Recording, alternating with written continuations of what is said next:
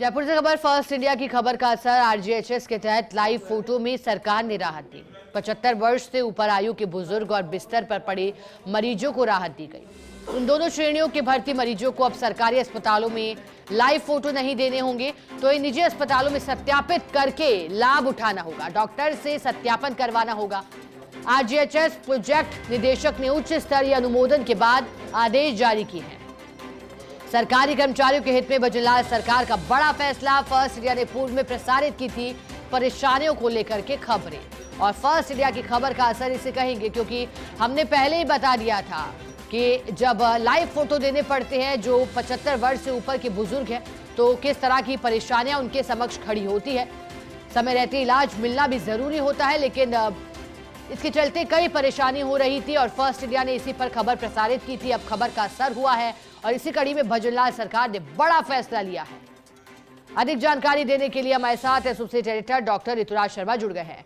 ऋतुराज जी, जानकारी है सरकारी अस्पतालों में अब लाइव फोटो नहीं देने होंगे। खबर हमने भी इस पर प्रसारित की थी, बताइएगा जो असर हुआ इसे आप कैसे देख रहे हैं और कितनी राहत मिलेगी अब मरीजों को भी जिनकी उम्र 75 से ज्यादा।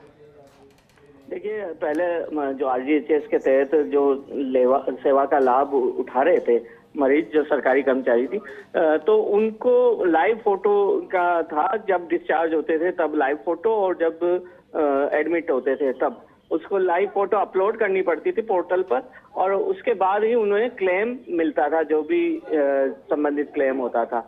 लेकिन अब इस प्रक्रिया को सिंप्लीफाई कर दिया है।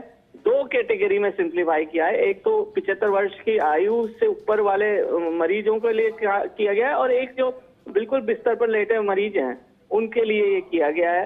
तो सरकारी अस्पतालों में अगर वो भर्ती हैं तो किसी भी तरह से लाइव फोटो की और इसकी जरूरत नहीं होगी, और जो निजी अस्पताल है तो उसमें डॉक्टर्स द्वारा वेरीफाई कराना पड़ेगा, सत्यापन कराना पड़ेगा, और वो उनको क्लेम के लिए वो लाभान्वित हो सकेंगे। तो यह बड़ी राहत दी है, क्योंकि बहुत मुश्किलें आ रही थी, मरीजों को खासी परेशानी का सामना करना पड़ रहा था। हालांकि जो अब मांग है वो मांग है कि 75 साल से पहले के भी आयु वाले सरकारी कर्मचारियों के लिए यह लागू किया जाए।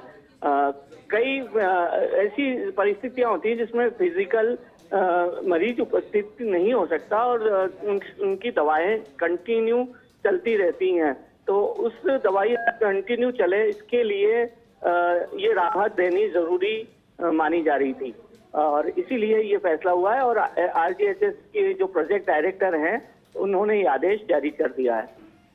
बिल्कुल ऋतुराज, फर्स्ट इंडिया की खबर असरदार भी साबित हुई है। बड़ा फैसला इसी कड़ी में। बहुत शुक्रिया आपका ऋतुराज जी, साथ जुड़ने के लिए, पूरी जानकारी के लिए।